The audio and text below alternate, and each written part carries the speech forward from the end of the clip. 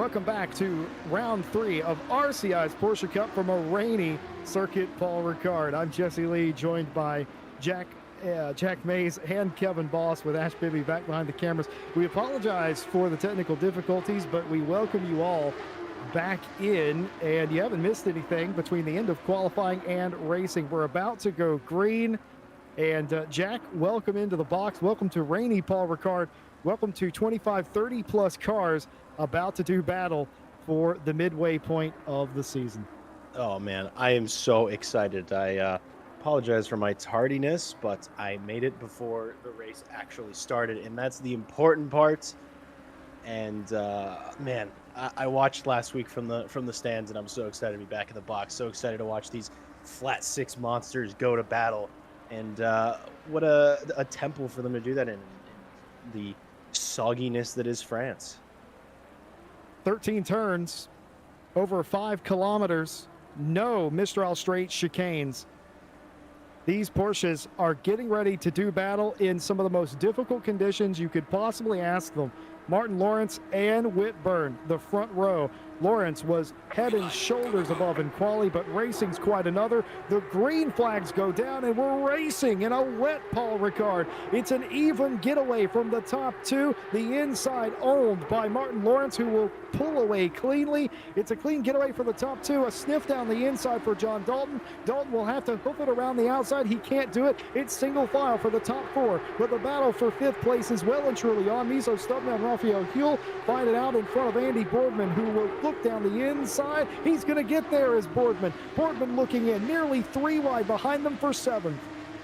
Yeah, we have Joe Dauber taking a look as well on Boardman. Boardman sort of compromised his entry there, but he's holding his inside line, giving enough space, barely staying ahead of one another. I'm so impressed that no cars have managed to make big contact just yet. These racers are doing their absolute best to keep things on. Here we go, getting ready to go down the massive, massive straight here at Paul Ricard. And it's going to be who's in the tow. It's going to be who got the better exits. As we see, Sebastian Brunier clearly got a better exit than Botek and the other cars behind, because he's just running away with it. But we're seeing a little bit of 2 wide. Might become 3 wide by the end of this straight. The braking zone is not very heavy. It's a very fast corner for how far you're going in a straight line. We'll see if they all keep it together here. Mostly well and truly good. Mostly keeping line astern. We see 2 wide just ahead of us, but Volpe now looking down the inside. There's a bit of contact, a bit of disappearing act, but both cars managed to come back onto the line straight.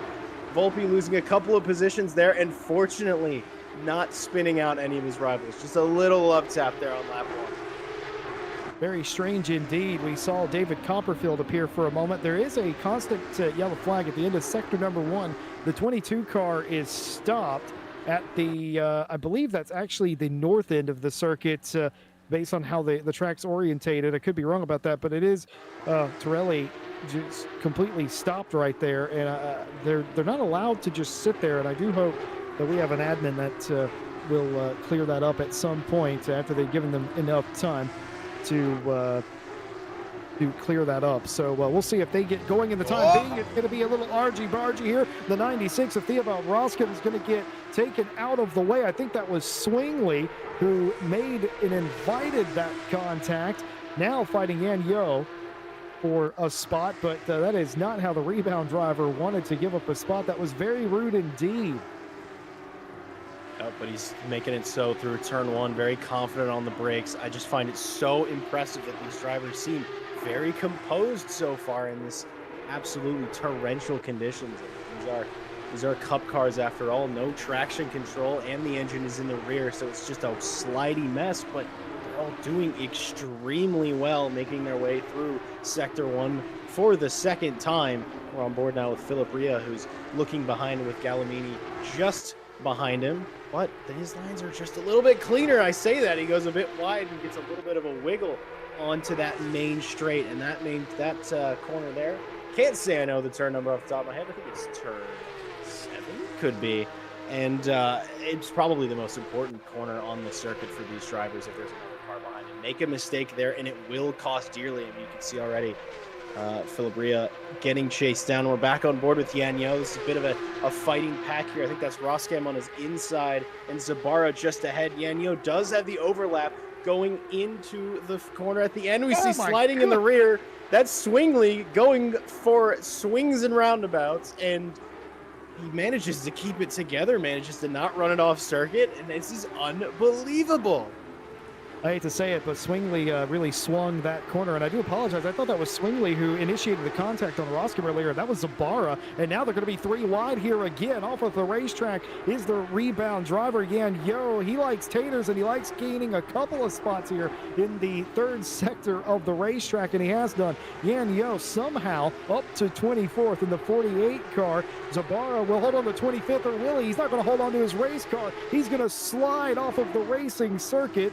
And Zabara in the 542 is going to slide it around again. That car completely unsettled. The driver losing his nerve, losing out to all of those positions. Roskam, Swingley, all of those cars through. Down to 27 is here. Yeah, that's exactly what I was talking about before in qualifying. Like, if you plant that throttle a bit too hard out at the final corner, it will spin you out easily because you have no TC. And especially if you're in first gear, it will just throw you around. And yeah, I've had it in a little bit of practice before in this afternoon. It is very, very sketchy out there. Yeah, I mean, I can believe it. I'm not even brave enough to even consider driving these cars, but it is such a joy to watch these drivers go wheel to wheel in these conditions. It's bringing out some of the best that I think we're yet to see in this series. I mean, we are only 3 rounds in. We're at the halfway point. And, oh, it's already been absolutely stunning to watch. We'll see here if Mulder can hold it around the outside of the corner at the end of the straight. He tucks into the slipstream. Is unsure if there's going to be a little bit of bump drafting there. Stays outside. We'll see if they can go around the outside of Hollingworth just ahead. Nope, not doing there. I think that's probably a bit smart, keeping it tight on the exits. And this section down here is an absolute bruiser in the dry. It's so hard to keep the car online, and lo and behold, these lower downforce Cup car configurations in the wet, these guys are not seeming to have too many issues here as they're getting ready to complete the 3rd lap. Well, you get so many cars on the racetrack, Jack, that you see a line that just really wasn't there in qualifying. There is it's certainly not a dry line, but it is a less soaked line. It's a run-in line. You can clearly see it defined right there, excellently illustrated by Ash Bibby in the cameras. That's what they're usually running in now, and they didn't really have that in quali because they were so spread out and cars were coming and going. But when you get 29, 30 cars that are hitting the same spots over and over, it isn't raining hard enough to maintain the completely glassy racing surface. The cars are just displacing too much water, so that emboldens you. It gives you a little shot in the arm. It gives you a little confidence that, oh, I can put the power down a little bit more now. Oh, you can get on it. And exactly like what you just saw Nico Kumpu do, got on it a little bit too early, but he's trying to find the limits of what the grip is, and he's absolutely flirting with it here, but he's getting away. Rafael Huel for Flat Spot Racing, it was able to get a little bit of a run coming onto the Mistral straight here. He's going to choreograph his move and get out very wide. Now, the lead group of which these cars are in are going to end up coming into a section where the 57 is having issues, but that car has gotten away. They were involved in an incident on the 1st lap as well. Coming down into Sing Corner, they're going to go side by side in the wet. This is incredible driving, incredibly respectfully done between the two of them. How long can they maintain this without contact? Just excellent driving. Huel all over the back and can't quite hold the position. Had it for a moment, lost at the end, but you got to respect the driving. And here he comes again. Here comes Huel again. Yeah, this is absolutely unbelievable stuff. Super electric from these drivers. These are 2 of our extremely quick guys here at RCI, and there's so many world-class drivers. Huel looking down the inside yet again. They're 2 wide again as they go through the final corner. Who can stay ahead? Oh, Huel gets pushed out a little bit wide, but they're still keeping it respectful, keeping as little contact between them as they can. Incredible stuff here, but Nico Kumpu survives another lap on the assault from Rafael Huel. What an incredible display of driving. You can tell those two have been racing each other for years. Kevin Boss, you've raced Raphael Hill, you've raced them before. I gotta say, like, that's a lot of respect. You love racing with drivers right like that, don't you? I mean, whenever you realize, or whenever you know that you can go toe to toe, that you know that driver is going to show you respect, not going to rough you up, so you can take a little extra and you can lean a little bit, but not go over that line. That's what racing's all about, surely.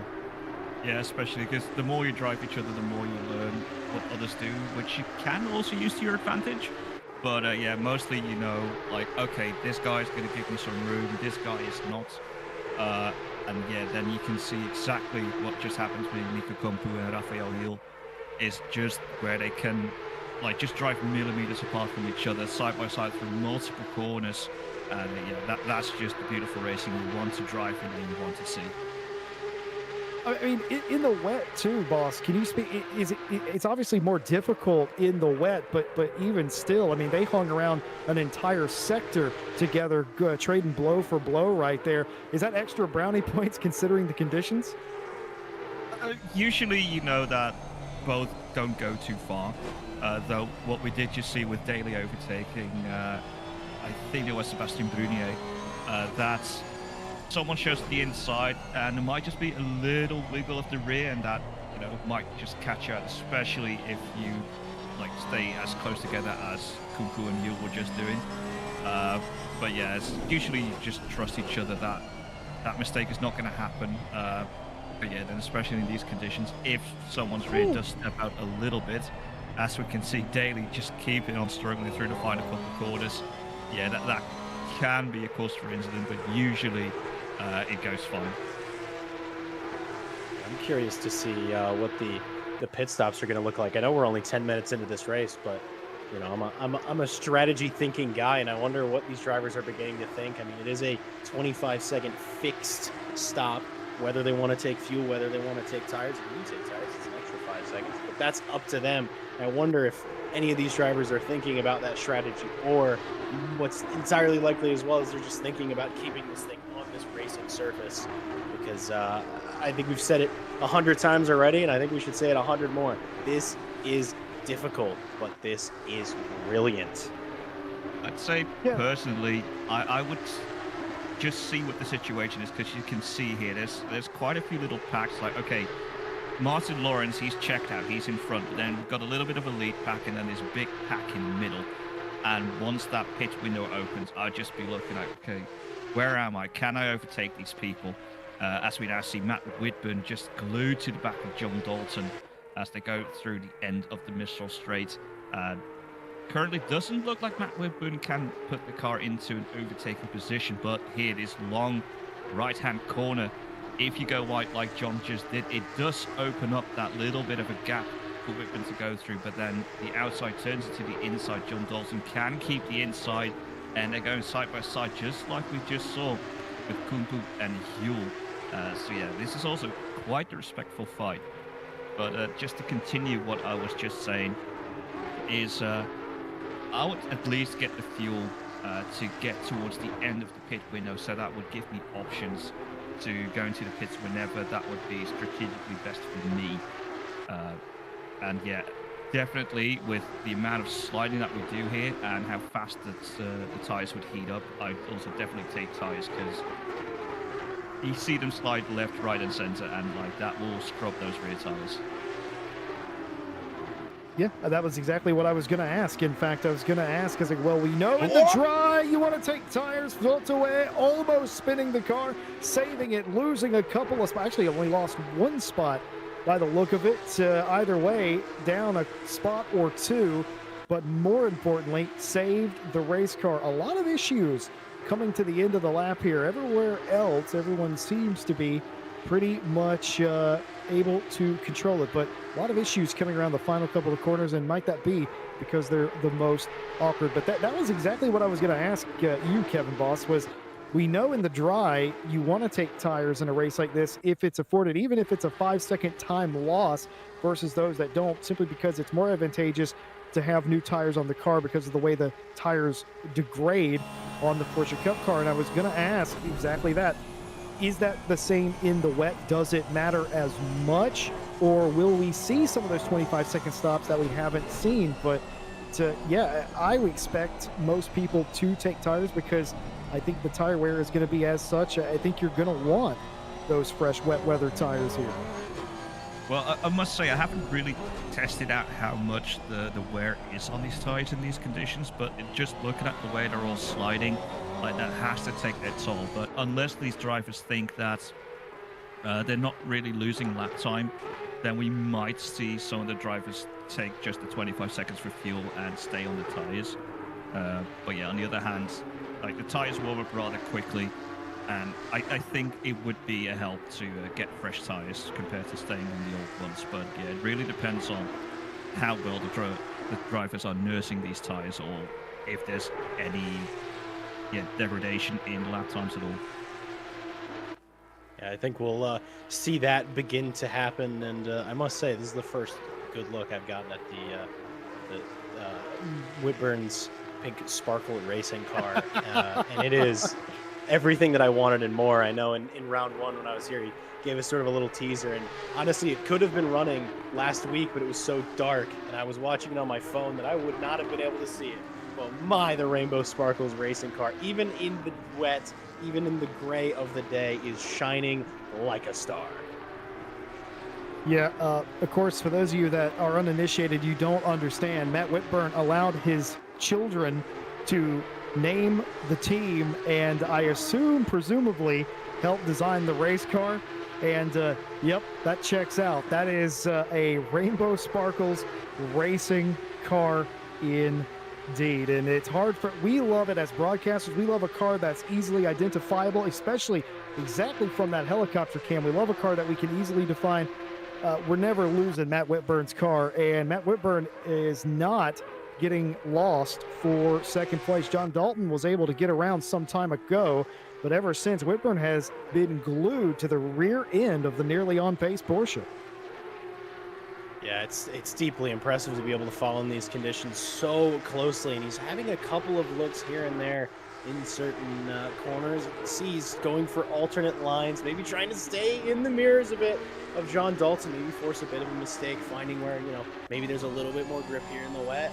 Maybe I can sort of show my nose and force a mistake from the other, but you can see there's basically differing lines in every corner. But Matthew Whitburn definitely not hanging around. I see in the back of shot, the Kumpu Huel fight is still absolutely raging, and it's so good to see. I can't get over how good it is to see these cars in these conditions. Like, they're basically driving like it's not even raining. They're racing as if it's dry. Let's see if Huel thought about it in turn one. It's always a good strategy to get into your opponent's mirrors, force them to look back instead of looking forward, in these conditions.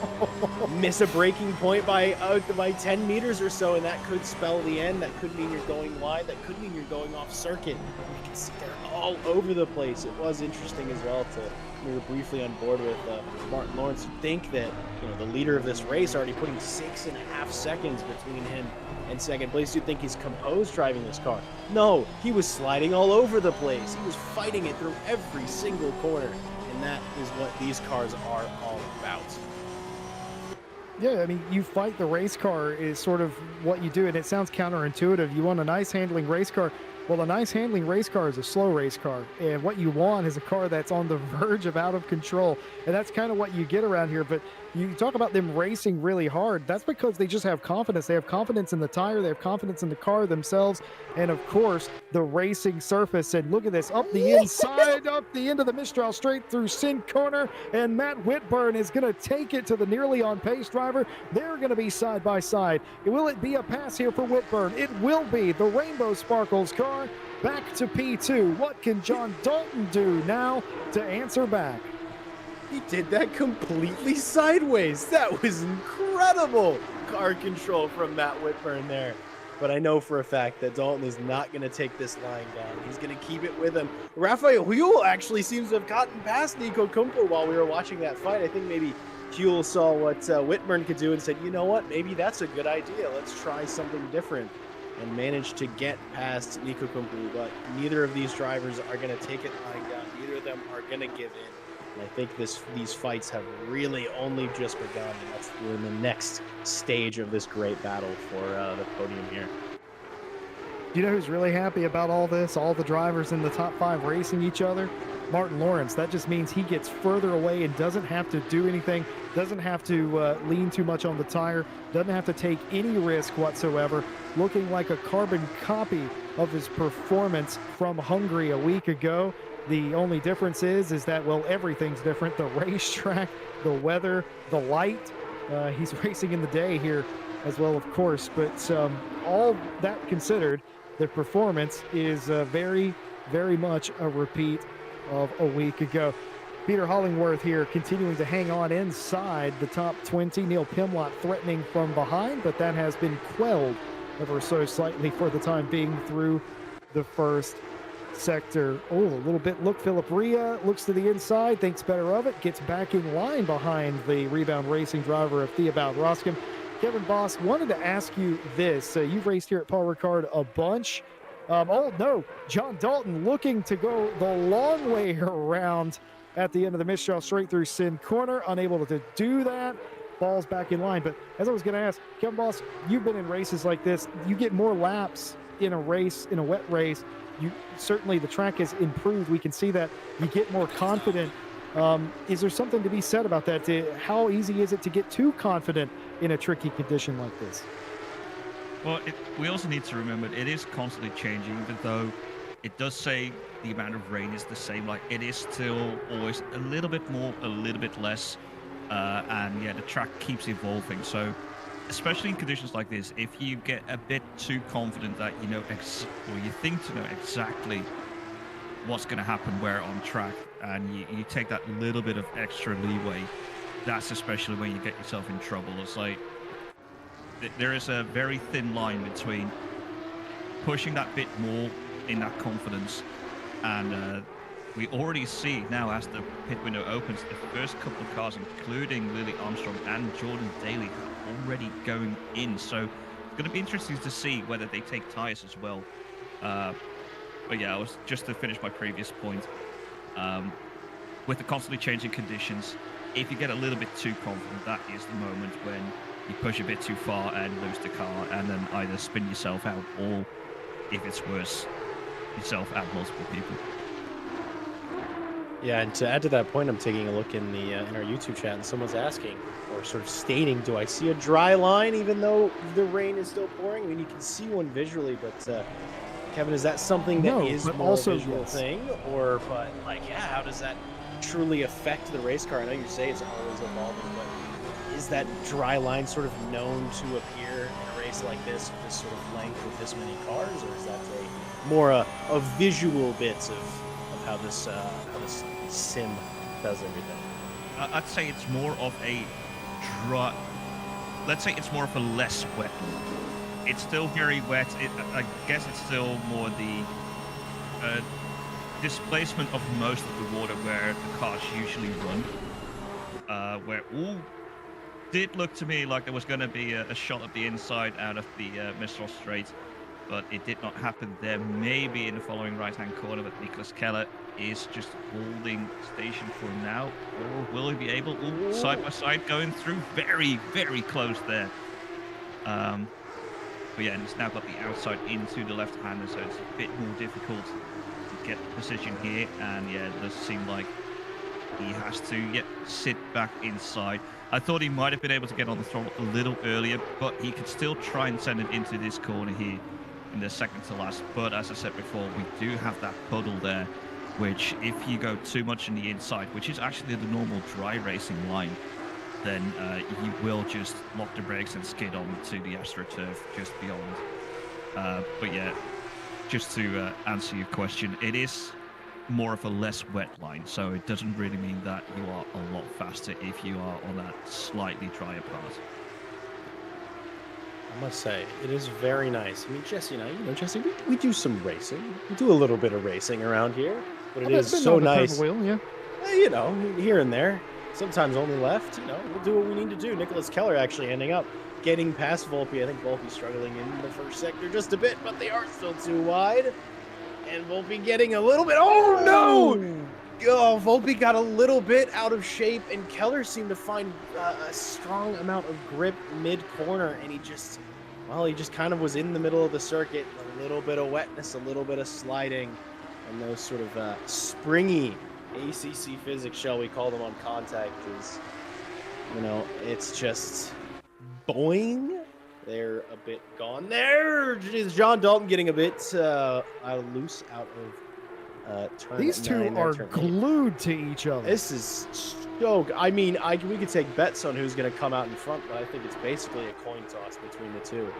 But no, as I was saying in the point that I was getting ready to make is, it is really nice having someone around who actually knows what's going on, because I can say things. Do I know that they're true?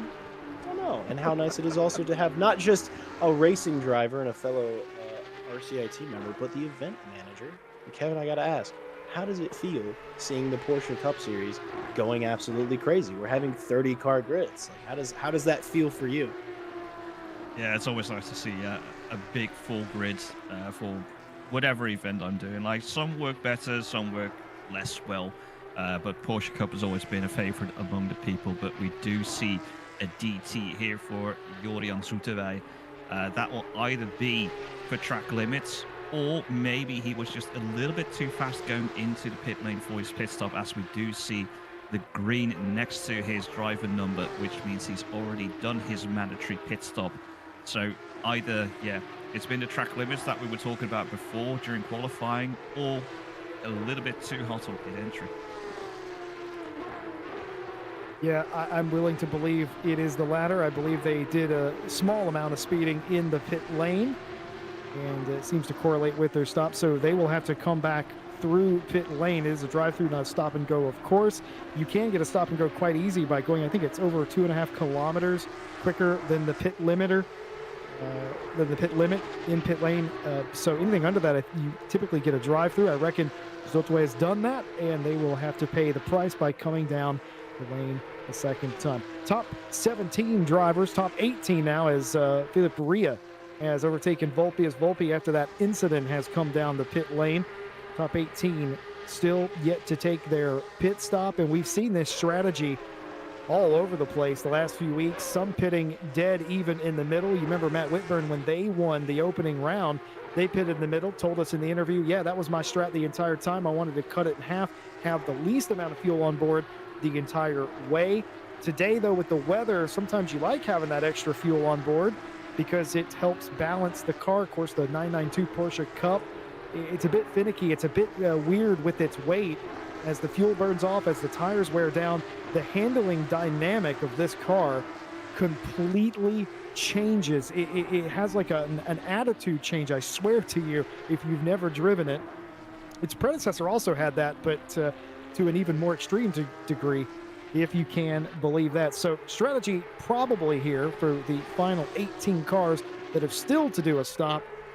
We reckon it's going to be all over the place. You'll see cars coming in from now to the end of the window. And in fact, to illustrate my point, here comes Stubner. Yeah, Stubner coming down pit lane, the next car to do it. But no, I think a bunch of these cars are, in fact, going to go 50-50 on the fuel strategy. We're getting closer. It's what, it comes to, you get comfortable with your pit strategy. You find something that works, and even in changing conditions, sometimes it's better to not complicate things. I like to think it's, there's enough going on already. You're fighting the car in every corner. It's soaking wet.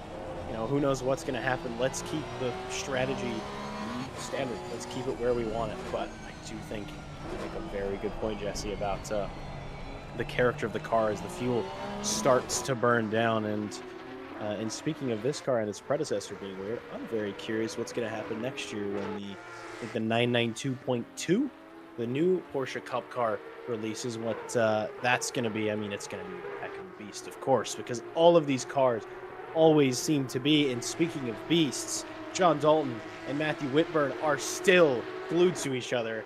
What are we, halfway into this race? Just about it. Oh, it's so good. seeing the nearly on pace car chasing down the Rainbow Sparkles Racing Mobile. It is exceptional work that both these drivers are doing. None of them giving way to each other. None of them showing an inch. And I'm only looking forward to see what's happening. And Ash Bibby, our broadcaster, maybe just made a really good point of that this battle might get decided in pit lane. And I think it might. And we'll see if they're going to do one more lap. My 50-50 assumption, we'll see at the end of this lap. If they're out of fuel, they should end up pitting this lap. Just to come back towards the handling characteristics of the Porsche 992, it doesn't matter if it's the Cup car or the GD3, but to the people that don't know, the weird thing about the Porsche is the fuel tank is in the front of the car. So the more you burn the fuel, the lighter the front gets, and then also if your tires wear more, that front becomes a lot lighter. So we've already seen in like LMU where people are actually over-fueling the car just to keep a bit more weight on those front tires. It's less of an issue here in ACC, but that's where you do notice where people are doing different things in order to try and improve the characteristics of that car. There you go. Yeah. I think that's a great mention and a great shout towards LMU, because I think it's worth mentioning. Starting on Friday, Multi-Sprint is back. Season 4. We have the kickoff for that. We're up to 2 splits now. 2 basically almost full splits. And, it's going to be an absolute joy. It's going to be an absolute blitzer of a season. It's been great so far. LMU's treating us well as far as racing action. The broadcasting tools might not be as good. I'm with you. I feel like we'll see what's happening here. That's at it's at turn 9, the super long corner. John Dalton Hayes on the inside. I think he's already made it stick. That was incredible. He made it stick down the inside. I thought for a second he was going to leave the door open, but no, he doesn't go wide. The smart, crafty veteran driver, John Dalton, racing for nearly on pace. He made sure there was no way back through for Whitburn. John Dalton back to P2. See now if they are going to pit. We'll see if I was right about something. I think maybe. No, not this lap. I thought maybe since Dalton was getting over so early, well, he was either getting out of the toe or aiming to enter that pit lane. The Paul Ricard pit entry is absolutely brutal. Ooh. Oh, no! A bit late on the brakes there for Whitburn, but Dalton managing to hold it. Whitburn re-entering the circuit and wisely handing that position back. That was just a tiny misjudgment. You see, you get a little bit distracted. You're 5 meters late, and that's what can happen. But incredibly well held by John Dalton, and incredibly respectful by Matthew Whitburn to hand that position back. Because after all, I think these two want to get back to racing each other. They don't want it to end that way. They want to fight this out to the bitter end. Good rejoin too. I think honestly, coming back on the racetrack, maybe lifting, letting the nearly on pace car back through, and you just resume the battle. No issue there, no malice in that whatsoever, and nothing lost or gained really, except maybe a few tenths on the scoreboard. Get back into the fight. You love to see. We've seen so much really good, respectful, hard racing today. I don't know what it is about Paul Ricard. It seems to pull that out of the drivers here today. Well, while we have a minute and everyone continues to cycle their pit stop, just want to give a shout out to our lovely partners that make this race and every race possible here on RCI. 'Tis the season and Green Man Gaming has a deal for you. Use our link in the description. Go and check out their selection of games that are on sale. I've been saying it for weeks. I'll say it again. Assetto Corsa Rally, it's fantastic. It's only going to get better. It's obviously in early access now, but you can get it at a discount, an even deeper discount by going to Green Man Gaming. But while you're there, check out all of their seasonal deals today. Ready, Set, Sim. You can build your own sim rig using Ready, Set, Sim's Sim Rig Builder. Check them out on their website. And we recommend Moza Racing, direct drive hardware that doesn't break the bank. Quality bases and rims over at Moza Racing. The best in class VR experience in racing, in my opinion, is Pimax. Go check out their selection of Pimax VR headsets and check them out to get a discount if you use our link in the description. A lot of setups on display here today, I would imagine. and a lot of them are probably Coach Dave Academy setups built from the ground up to work in certain conditions on certain tracks. You can have your fill with Coach Dave Academy setups, of course, available for a variety of sims, including Le Mans Ultimate. Check out the Coach Dave Delta and Coach Dave Academy links in the description. And finally, a shout out to Motorsport UK for recommending us as an e-sport community. Seb Brunier, Neil Pimlott into pit lane, Ollie Mulder into the lane. Everyone else, though, still staying out. Jack, what do you make of that? Looks like they're going as long as they possibly can. Yeah, we have only just over 6 minutes left in this pit window, and I think they are absolutely pushing it to the end. It could be that they maybe almost fully filled the car for the entire race, maybe just about, or at least to the end of the pit window. So they wanted to keep maximum weight in the car, so that's the most predictable. And speaking of things that are predictable, they'll be a little bit unpredictable. Watch these hands into turn one. We're on board here with Lily Armstrong, fastest hands in the West.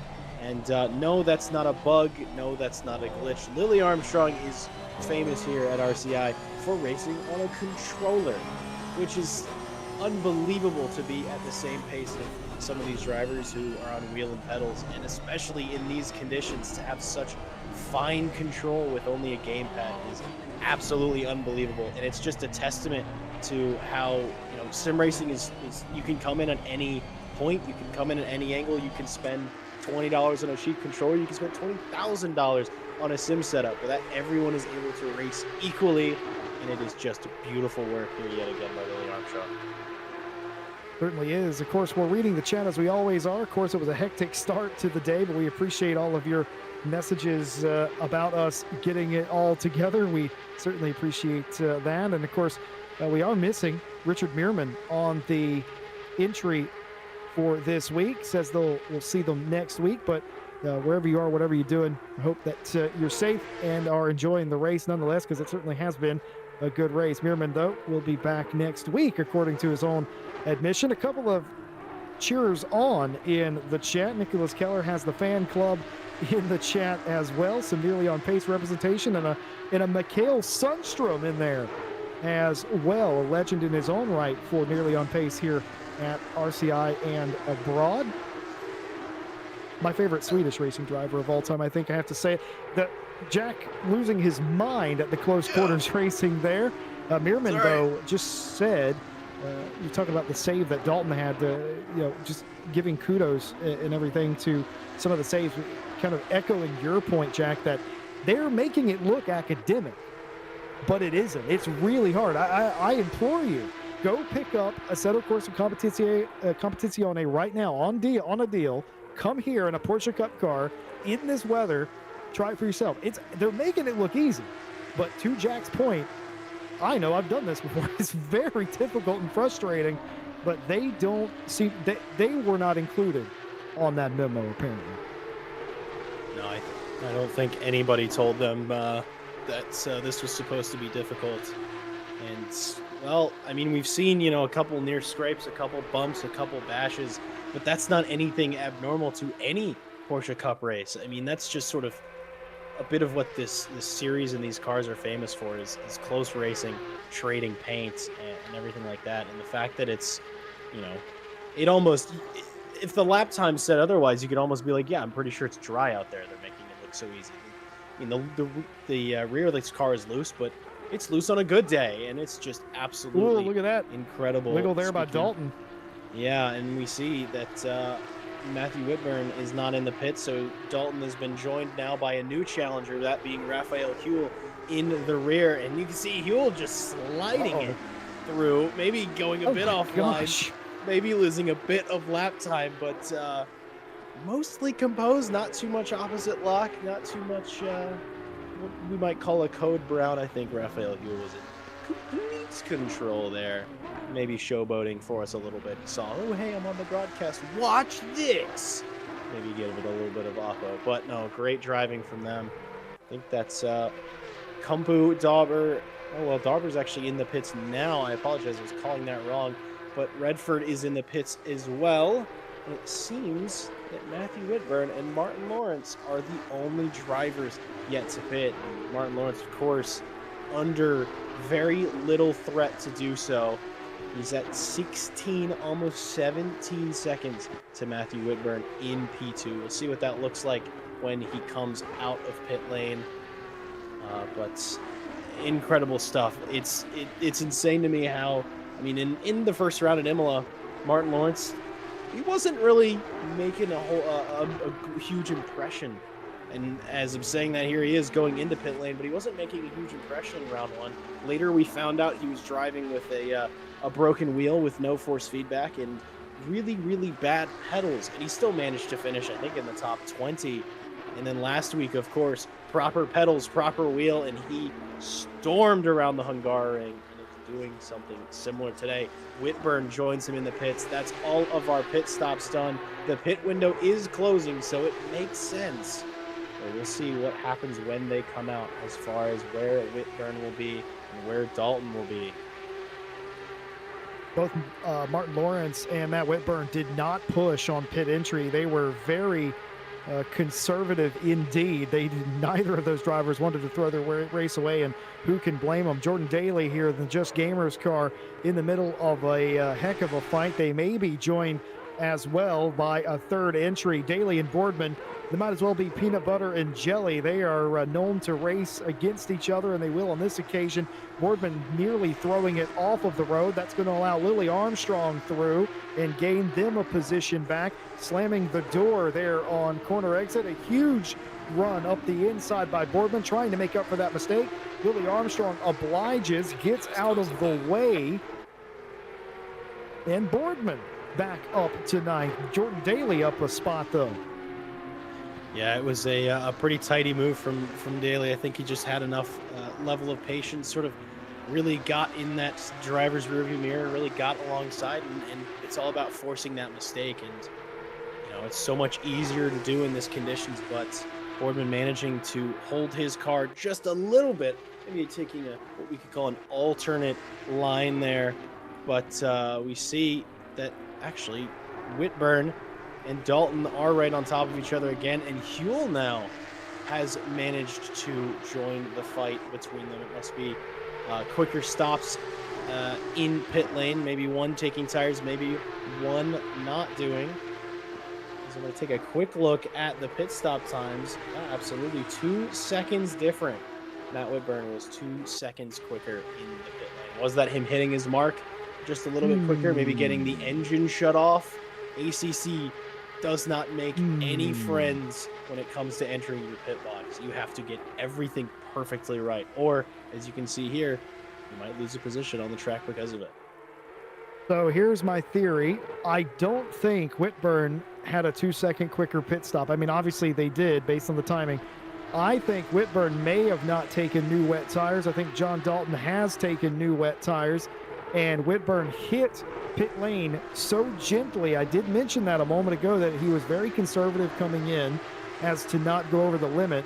I think Dalton was more on the limit, and instead of a 5 second gap for taking tires, I think it was negated down to a 2 second gap. I also think that's how John Dalton has caught up to the back of Whitburn here, and this may be a colossal fight in the 18 minutes. Of course, that's all speculation. We don't know. We don't get alerted if somebody takes tires versus don't. We have to speculate as much. Kevin Boss, I'm curious what your take is. I do think John took tires, because I was looking at it before when you guys were talking about Raphael Huell going a bit wide. I also saw John Dalton like sliding a little bit more, as if like the temperature wasn't fully there yet in new tires. Ooh, little bit of a wiggle there from Boardman. I might give Lily Armstrong a look. Now on the outside, which is the normal racing line, but we also know how well Boardman can defend an inside line. It's very close together, and does look like Boardman has taken the inside line, but Lily Armstrong is still there, but they give Boardman the room to get out of that corner. But yeah, it's just looking at the way Dalton was going through that corner as well, he looked a little bit wiggly.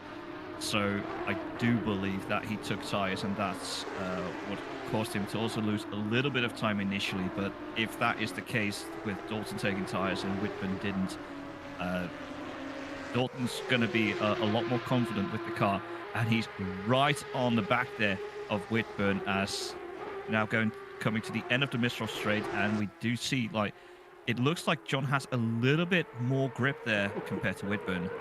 Huell took some speed through that corner. No, but I think he might be onto something, Kevin, because it just looks like he's got the grip. They're too wide yet again, going through turn 9, but Whitburn does have the inside for turn 10. Can he get it right on the brakes? Oh, he's going to pit team. Oh, Dalton has to get out of the way. Through goes Hamilton. Here's Raphael Huell. It's now a 3-way fight. Whitburn just ahead coming through. Huell gets pushed wide, but he's ahead of... Oh, Dalton goes deep. A little bit too wide. Dalton very wide. I think he got a bit nervous. He didn't want to get any contact with Huell, and Sure good did. call. Absolutely touched that puddle and sent that car just a little bit wide. That was sensational stuff, and way to be for Raphael Huell being opportunistic, seeing, you know, the cars ahead of you fighting. Hey, they're slowing down. Hey, I can carry this much speed. I don't have to worry about running into the back of them. And he almost made a double overtake when those two were about to come together. But Huell looking super racy in the beginning of this lap and just swinging straight by Matthew Whitburn. I think that's our answer about tires, because it seems like these two have more grip than Matthew Whitburn, and he's going off, and he's going to have to re-enter, but he's going to lose so much time to these drivers. You see he's coming back onto the circuit, staying out of the way, but that's maybe a little bit of tire temperature gone, going through those puddles, a little bit of confidence gone as well. Oh, no. Oh, he's got the drive-through to add insult to injury, going too wide too many times, cutting the circuit maybe a bit too many, and that is going to bring an end to the battle. But fortunately for us, John Dalton and Raphael Huell are still on top of each other. I'm actually surprised that this is the first DT, because looking how wide everyone was going in qualifying, I really expected to be the DTs to be more of an issue, because like even the Zutave DT we think was because of speeding in the pit lane. So I'd say you know, a big shout out to all these drivers for keeping it within the track limits. Yeah, I think, and I see in our YouTube chat, Mikhail Sundstrom telling us that going off there in the wet is basically a DT. And, well, I think I'm going to agree with you, because, I mean, Matthew Whitburn did have to cut a couple of corners, but, man, he gave us a quick show before he left. And now we're on board with Les Stevenson, the Roker Poker, as he's known, and effectively named his car and named his team, chasing down Gary Volpe, but he's going very wide. The interesting thing about that corner, we've seen that happen so many times. You see those cones, those bollards there. As long as you're back on the inside of the circuit, on the white line where those cones are, that's not track limits. You're just allowed to do that, whether it's quicker or not. I would argue maybe it's a little bit quicker to not go that wide, but it does leave for a little bit of room. And as well, another DT for Thibaut Roskam, spotted there by Ash Bibby. And yeah, I think a bit of a curse you put on there for them, Kevin, saying that you're surprised you haven't seen more. And I think we might get a couple of flurries. We're counting down 13 minutes left in this sensational race. I do think it might be a little bit of a controllability issue at the moment, because we do see that bonnet of Roskam's Porsche be a little bit skewed, a little bit lifted. So I think there might have been an incident involving Thibaut Roskam. It's just made it a bit more difficult for him, and that might have caused him to go wide a few too many times. But here we go back to the fight between John Dalton and Raphael Huell. Down the Mistral Straight, coming towards the end, going through the right hand, and it's close, and there's a slight tap. Huell seems to keep the car. Dalton gets back in behind, keeping the positions as they were, because that's not a way he wants to overtake. But man, that was close between them two. I mean, maybe an inch further and maybe a kilometer an hour faster on the impact, that might have sent Raphael Huell round. But John Dalton had a mega save earlier, and he sort of maybe wanted to know what it looks like when someone else does the same thing. Such impressive car control from Raphael Huell there, and such great racing continued. And I gotta say, I see Matthew Whitburn in the back of shot, and it's almost it's almost a little bit sad to see the Gladiator just sort of, you know, he didn't take those tires. He doesn't have the pace to catch up, but he has that DT ringing in his ears, and he knows that even if he does catch up, there's no real reason to fight this, but he's going to stay out as long as he can. I think it's 3 laps before you have to serve that penalty. So next time around, he should be taking that. But John Dalton, knowing that maybe that's an area of the circuit we just saw last lap at the end of the East Shaw Straight that he can attack. And we'll see next time around if he maybe goes for it. We're back on board with the Armstrong-Boardman fight. Jordan Daly's sort of relegated, ran away from the two of them, but you know, we got the fastest hands in the West versus a reigning Monday champion. Andy Boardman won the Sylvia Series just a couple of months ago, so we know he's quick. So we'll see what these two can do between them. But I gotta say it again. I don't know how they make this look so easy. This is unbelievable stuff, Jesse. It's insane. Yeah. Well, good race car drivers make everything look easy. I mean, a professional in anything makes it look easy, and that's just part of the fun of it. We've seen so much good racing all throughout the field and up in front of the field as well. They've been a leading example of how to race each other hard but fair, and they've just about gotten away with it every single time. A couple of little foibles in there amongst them, of course, because that is racing. But man, I'm just sitting here, guys, and I'm thinking about this championship. Martin Lawrence's dominant run a week ago, and we asked him in the interview, you know, could he take this fight to Matt Whitburn? Whitburn, who had finished first and second, mind you, at that time. It was going to take some catching up, even if Martin Lawrence continued to be stellar. Of course, Whitburn having a less than stellar day. It was looking absolutely brilliant, but now it's taken a turn.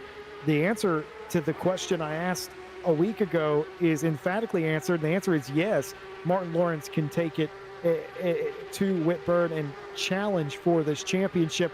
We're seeing it unfold live, though what we're actually looking at now is Hollingsworth here fighting with a drive-through penalty.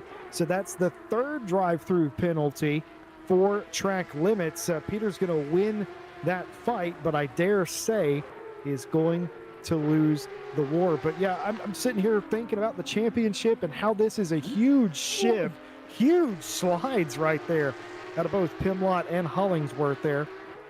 But Kevin Boss, this is a championship swing here. If Martin Lawrence goes on to win the championship, of course, that was a huge win a week ago, but it'll be this week that we think of with another dominant performance, where with everyone else having their own fights and sort of falling a little bit, Martin Lawrence continued to step on the gas, both literally and proverbially, of course.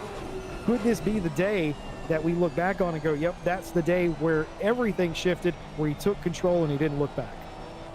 Well, of course, like you said, he had a dominant performance last week, but this is just another level of domination, and that's it. There are still 2 rounds to go, and this week his direct rival has been in a fight with John Dalton and Raphael Huell and got the DT.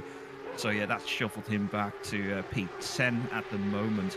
But yeah, who knows what happens in the next 2 rounds? Maybe Whitburn can bring the fight back to Lawrence. Maybe Lawrence is the one that's going to be stuck in a fight with Huell and Dalton and Kumpu and Dorber and everyone else that's usually there around the front.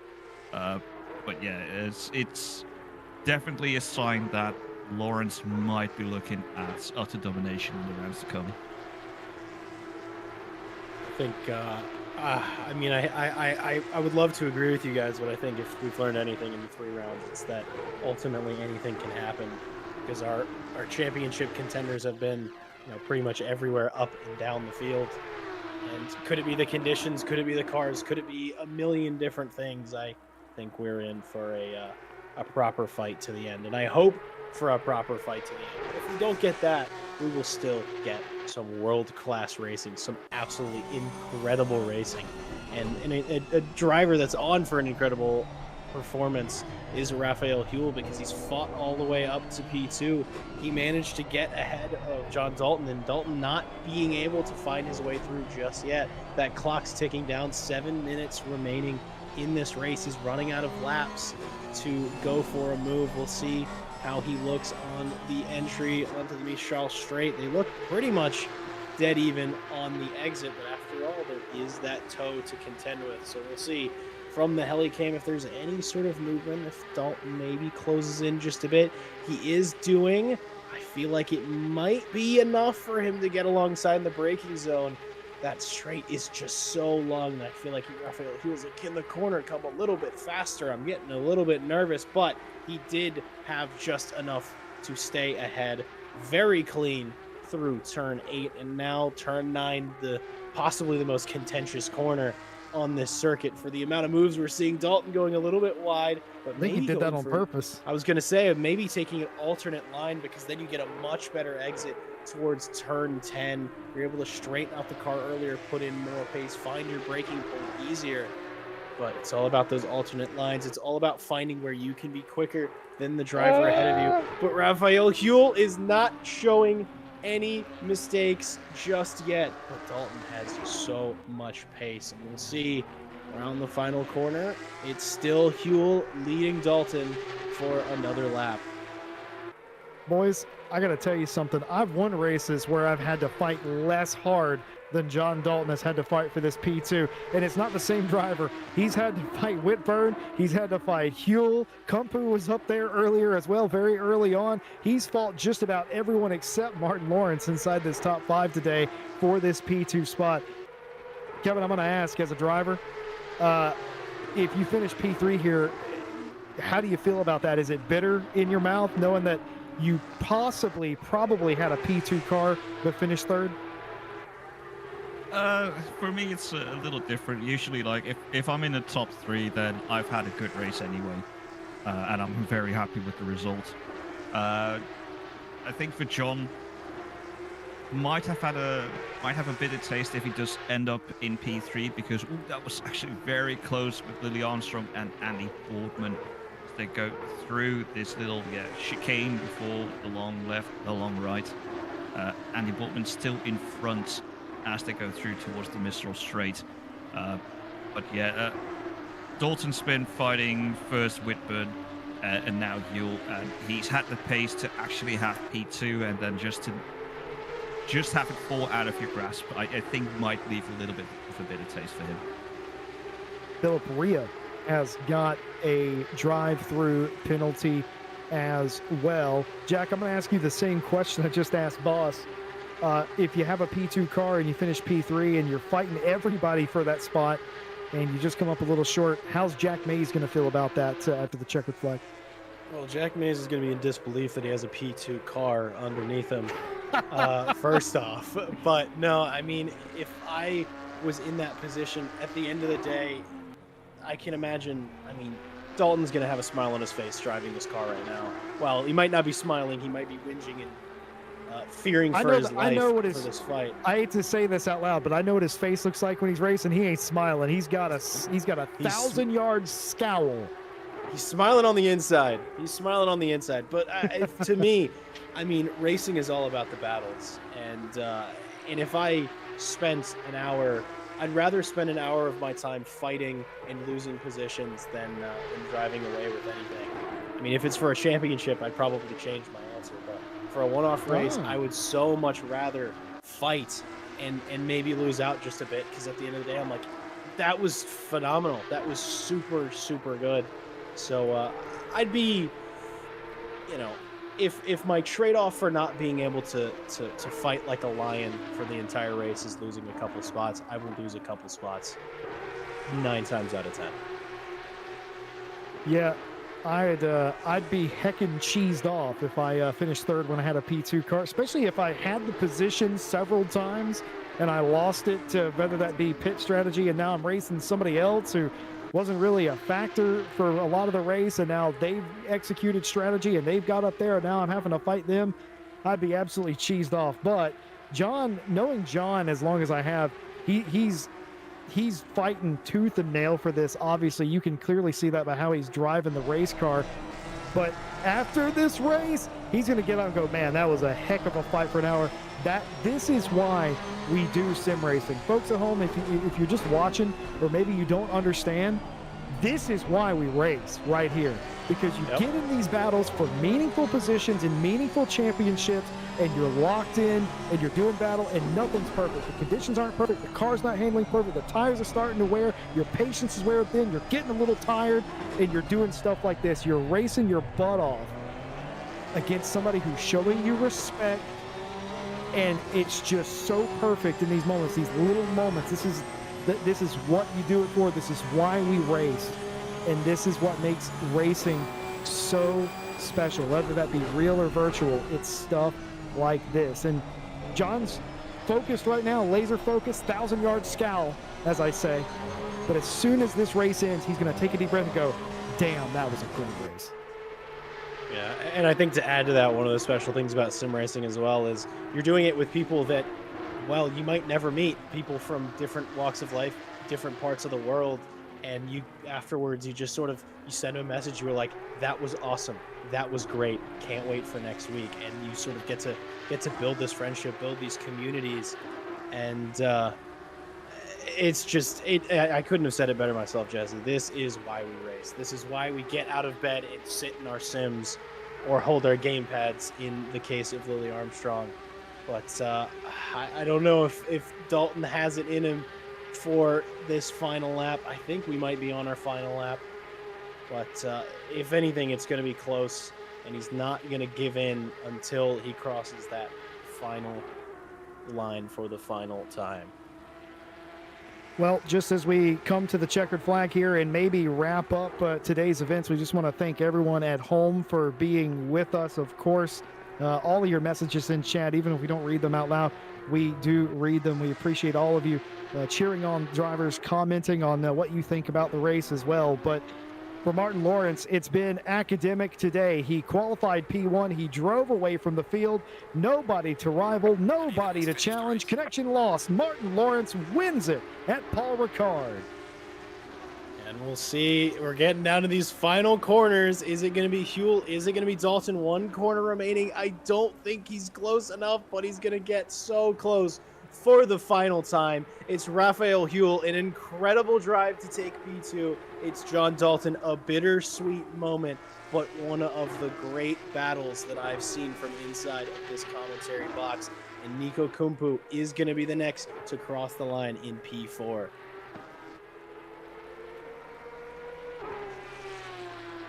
And I realize Jesse Lee is no longer here. Tried to throw back to him, but that's all right. Here comes Miso Stubna next to cross the line. Joe Dauber just did a moment ago. Here comes Jordan Daly. A mighty drive from Daly. Not qualifying his best, but doing really well in the race. Boardman holding off Armstrong. And next to cross the line is Matt Whitburn. Definitely a race to maybe forget about. A championship-defining race for Matthew Whitburn, perhaps, but we have a couple more drivers yet to go. And actually, the gap behind them is large enough that they were a couple of corners back. A 1 hour race, this level of condition, the field will get spread out. Volpe, Stevenson, Elleranta to cross the line next. Yanyo in his blacked out Porsche is crossing the line in P15. And Neil Pimlott maybe had some biffs and baffs and a DT, but still manages to cross the line in, well, I believe it was 16th, because was Yanyo just in 15th? Am I crazy? I think someone just may have left the server, and that's shifted the standings, but we'll in a bit. And you were correct. Elleranta, I think, or one of those cars did indeed leave. Here are your official standings or official running order after the race is complete today. 95 celebrating in the background. Martin Lawrence wins it over Huell Dalton. That's your podium. Kumpu, Dauber, the top 5. Stubna, Daly, Boardman, Armstrong, Whitburn, the top 10. Keller, Brunier, Volpe, Stevenson, Elleranta, Yo, Pimlott, Mulder, Redford, Hollingworth. The top 20 of the 30 or so runners. Behind them, of course, Swingley, Rhea, Roskim, Zoltaway, Baddick, Yalamini, Kalahoro, Zabara, and the rest. It shows that Masatoshi Conoco were here, but I don't think they were. They must have disconnected before we were live. I don't ever recall seeing the 740 Uh, there. they got Well, in a little bit late into the server, and they had a look whether it was still worth driving, but yeah, sadly they got oh, in a little bit too late. that would explain why I didn't see them. Very, very well spotted there. 3 wide in the box, guys. We don't do that very often. Today, though, I think it absolutely called for it. So much racing action from flag to flag. The overarching sort of story today is what this has done to the championship. Martin Lawrence now in the driver's seat, but maybe the star out there on the racetrack today was John Dalton, who was always fighting somebody inside the top 3. John Dalton, now that you've had a moment to catch your breath, come inside the box. Tell us how it was from your perspective today. It was a very, let's just say, optimistic start through the practice. Didn't really feel like I had too much pace. And then somehow pulled out a few laps in qualifying, which kind of kept me towards the top. Through the start, just trying to keep it clean, keep out of trouble, and just kind of get myself into a rhythm with somebody else. I was hoping Whitburn would kind of want to work together, but he kind of gave up the position quite early on, which then obviously put me at the head of the train. He slowly chipped away at me, and then obviously it all kind of came to heads with myself, Whitburn, and Raphael Huell towards the latter half of the race. So it was chaotic. It's fried me a bit, and I think this was much harder than Hungaroring last week. Yeah, we were wondering about what this would have felt like to you, John, behind the wheel, because you were fighting Whitburn and then you were fighting Huell there, and we felt like you had a P2 car, and we were wondering how you would feel if you came home P3 instead. So, how do you feel after that race? I mean, it's not the result I wanted. Obviously, everybody wants that kind of next step up, the extra step on the podium, the extra championship points to their name. But Whitburn just drove fantastically, and myself and Huell, we were so equal every single lap. It was marginal difference, and I just couldn't find that overlap to get it going. I was hoping Lawrence would take it one more lap, but I think he backed out towards the end and called the checkered early. I think one more lap, maybe, who knows what would have happened. But it's going to be one of those things. Happy with P3. And again, on the flip side of Hungaroring, it's definitely a very different result to what I had last week. It certainly is. Nearly on pace. NOP nearly on pace. If you keep doing this, can we petition NOP to change the name to Nearly on Podium? It is a bit of a running meme. Every time we seem to get near a podium or like just outside a podium, it's always nearly on podium. But yeah, just brilliant stuff from everybody today. It was a real kind of takes two to tango effort. Both drivers getting involved and being respectful along the way. And GG's to Huell and Whitburn. It was a real hard fought race, and even Nico Kumpu, knowing his pace from obviously Mondays and broadcasting and commentating on him, I was always skeptical that I'd have a flying Finn join the fight at some point. So I was trying not to hemorrhage time, but at the same time, still trying to give it my all to get that extra step on the podium. I hear you. Jack, do you have anything for John Dalton? I have one simple question. John, did you have fun today? I had loads of fun today, actually. It was definitely a stark difference to what we had last week. I was in a bit of a bad mood last week from Hungaroring. It wasn't the cleanest of races, and of course picking up all the penalties from the stewarding decision, and fair play to that. But yeah, from today, definitely a lot happier than last week, and fingers crossed we can keep the momentum going towards the end of the championship. Anybody you want to say hello to, shout out?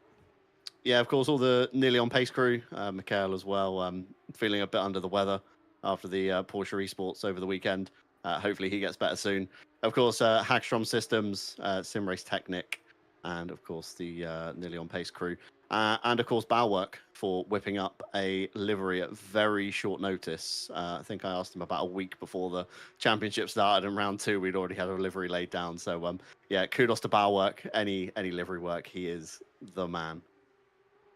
It absolutely looks fantastic. It looks even better on the podium. John Dalton, congratulations, and thank you for giving us 1 solid hour of constantly fighting side by side. It was brilliant. It was well raced and well deserved by everybody. Thank you so much. Thank you, guys. Look forward to watching it back. Indeed, indeed. Jack, it really was a brilliant race. You could hear the sort of happiness in his voice that I could feel the smile coming off of him because yeah, he may have not got quite the result he wanted, but at the same time, man, that was a heck of a race. It was fun. It was one of those that again, the second you get out of the race car, you go, man, that's what racing is for. And it's something I think we're going to talk about all week. But of course, Jack, we've got more racing this week on RCI yeah, TV. we do. Tell us about it. Yeah, so starting on Friday, we're coming back for the multi-sprint season 4. That's our LMU, what I like to call WEC style multi-class. That's hypercars and GT3s that will begin for a 6-round championship. Starting this Friday, we'll have, I think, 2 or 3 rounds, then take a 2-week or so break over There's a the holiday holidays. in there. There's a holiday something. in there. There's a holiday allegedly in there. Maybe it's 2 rounds and then we take a holiday break. But there's a break somewhere in there. There's holidays. There's, I don't know, spending time with your family or something like that. I don't know. I'd rather be driving race cars. Well, you know, whatever. Family's cool and all that.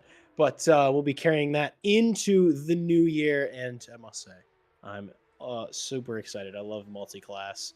But, I mean, it's got a lot to live up to be put in the same week as a race such as this. We'll be continuing the Porsche Cup for another 2 rounds, and we'll wrap it up just before the new year as well. Supremely looking forward to that.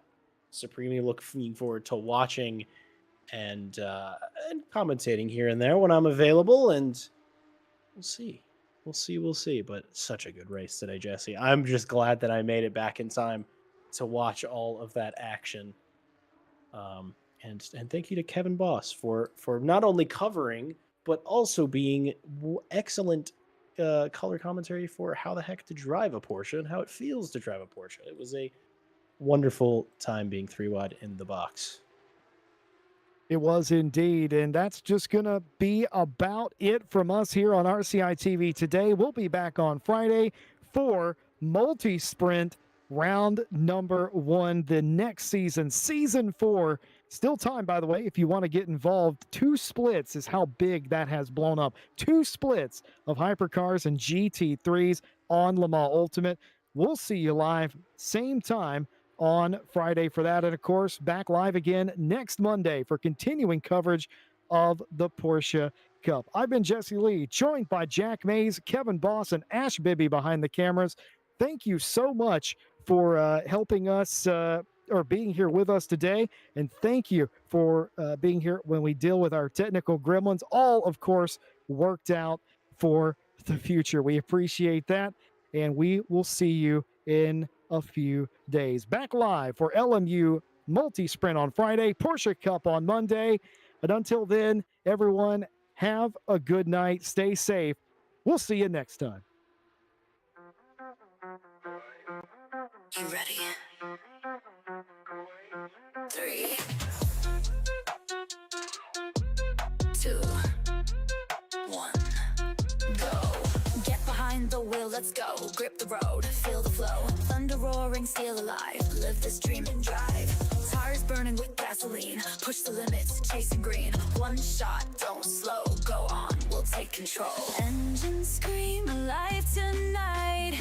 Blazing past the red line. Outrun the night, won't lose this fight. Follow the road, red line for show. We're chasing taillights, don't let go. Under the stars, we'll go so far. This is who we are. Chasing taillights. Chasing taillights. Chasing taillights. We're chasing taillights.